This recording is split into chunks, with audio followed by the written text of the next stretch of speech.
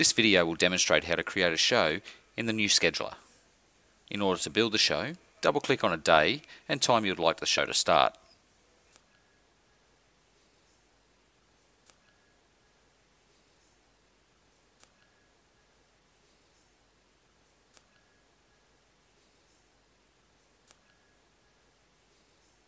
All fields in this window can be entered in any order you choose.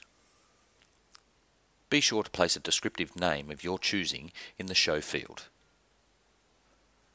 You can change the start and end time by keying in the date and time, or you can click on the calendar icon to select the date and then utilize the drop-down arrow and the scroll bar or mouse wheel for the times.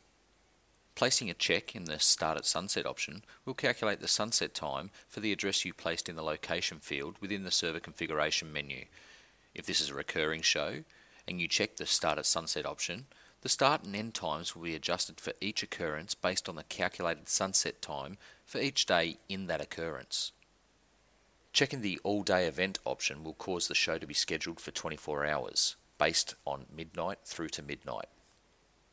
Files are selectable for either the intro or the finale. These file types include MSQ, ASQ, audio, and video file types. If you don't have an intro and/or a finale, you can leave either or both of these fields blank. The intro field allows you to choose an item that will run at the beginning of your show. Similarly, the finale field also allows you to choose an item that will run at the end of your show. Click on the dotted Browse button next to each of the options to locate and select the file you wish to use. The Shuffle Playback option, if checked, will shuffle all shows listed in the playlist for the duration of the show. If this option is not checked, the show playback will be in the order in which they present. If you check the Loop Entire Playlist option, the playlist will loop the number of times selected. If you want this list to loop from the start time to the end time of your show, select Continuously from the drop-down. Checking Pause between performance and then the number of seconds to pause will cause the playlist to pause for that number of seconds between each item in the playlist.